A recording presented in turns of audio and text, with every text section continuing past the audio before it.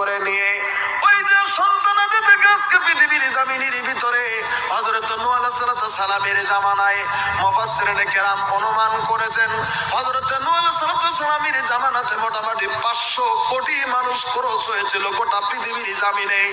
500 কোটি বেশি হয়েছিল পৃথিবীর জমিনের ভিতরে। প্রায় 600 কোটি মানুষের কাছাকাছি ছিল নূহ আলাইহিস সালামের সময়।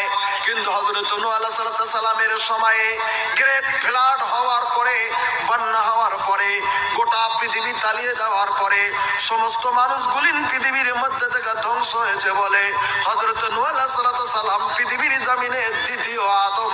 হযরত নূহ আলাইহিস সালামের কিস্তিতে 40 জন কিংবা 80 জন মানুষ পৃথিবীর জমিনের ভিতরে তারা ঈমান নিয়ে বেঁচে গিয়েছিল।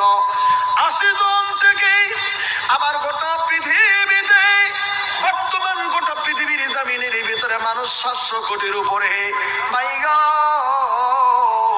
এই 700 কোটির উপরে মানুষ গোটা পৃথিবীর জমিনে। আজকে পৃথিবীর জমিনের ভিতরে মানুষ, আমরা তো তাই শেষ সময় পৃথিবীর জমিনের ভিতরে এসেছি। কত লক্ষ লক্ষ বছর চলে গেছে পৃথিবীর বয়সটা। আল্লাহ রাব্বুল আলামিনের নবী বলেন এই পৃথিবী বানানোর আগে, আসমান 7টা আসমান বানানোর আগে, যখন আসমান এবং জমিন বানানো হয়নি, আসমান জমিন বানানোর 50,000 বছর আগে আমাদের প্রত্যেকটা মানুষের তকদির আল্লাহ রাব্বুল আলামিন লিখে দিয়েছেন। একবার সুবহানাল্লাহ বলেন। পৃথিবীর জমিনে আমি কয়দিন বাঁচবো, পৃথিবীর জমিনের ভিতরে আমি কি খাবো, আমি কোথায় চলবো, আমার কয় বছর বয়স, আমার কোথায় আমি মারা যাব, আমার কবর কোথায় এটা হবে, আমার কোন মাটিতে আমার কবরটা হয়ে যাবে, আমি কতদিন জমিনে বেঁচে থাকবো, কতদিন আমি কি খাবো, আমি অসুস্থ হয়ে কতদিন থাকবো। আল্লাহ রাব্বুল আলামিন আমাকে পৃথিবী পাঠান তো দূরের কথা, আসমান জমিন সৃষ্টির 50,000 বছর আগে আমাদের তকদিরটা আল্লাহ রাব্বুল আলামিন লিখে দিয়েছেন।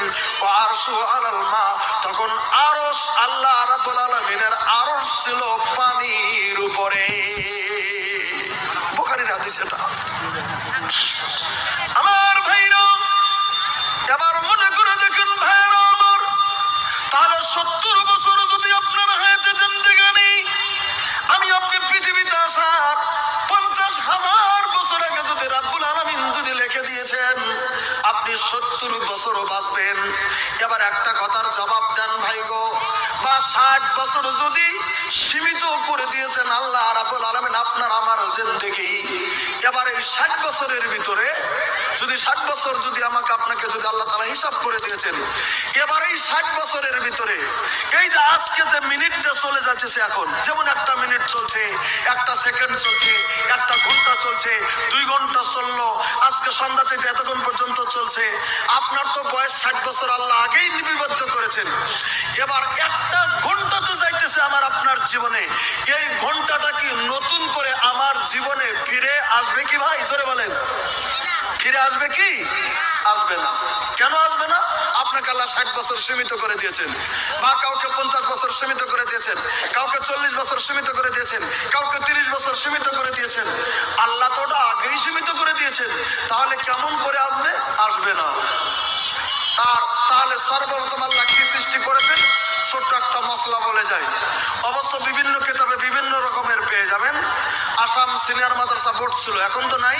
আপনাদের পশ্চিম বাংলাতে আছে সিনিয়র মাদ্রাসা, টাইটেল মাদ্রাসা, যেটা সরকারি।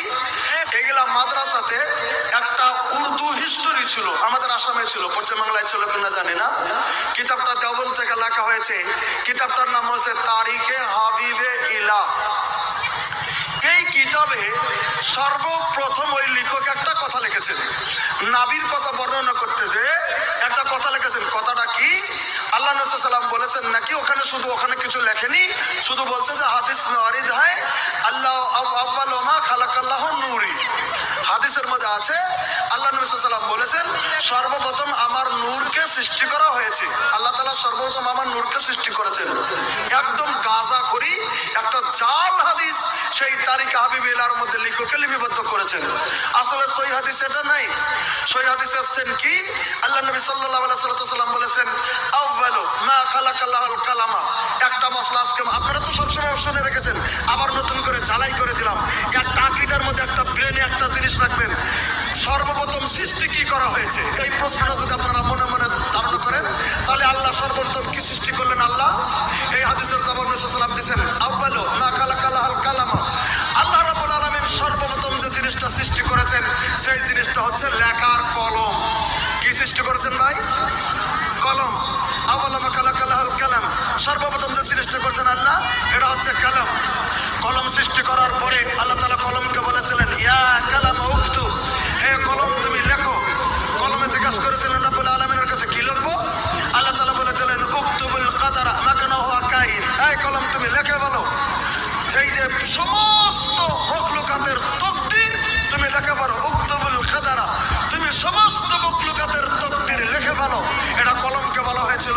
সেদিনই আসমান জমিন সৃষ্টির আগেই সমস্ত মখলুকাতের তকদিরটা কপালটা লেখা হয়ে গেছে। তাহলে আমি কি খাবো, আমি কতদিন বাঁচবো, আমি কতদিন থাকবো, এগুলি লেখা হয়ে গেছে। এই হাদিসের ব্যাখ্যা আমি একটা ব্যাখ্যা করছি আপনাদের কাছে। এটা হাদিসের বয়ান নয়, এটা একজন উলামাদের ব্যাখ্যা। তবু আমি আপনাদেরকে শুধু জানানোর জন্য করছি। এই কিতাবটা লিখেছেন পশ্চিম বাংলা থেকে, মরণের আগেও পরে লিখেছেন কলকাতা থেকে।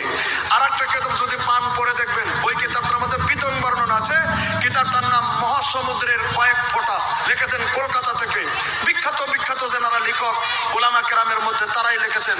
ওখানে এই মরণের তকদিরের কথা লিখতে যায় বলেছে কি বললেন?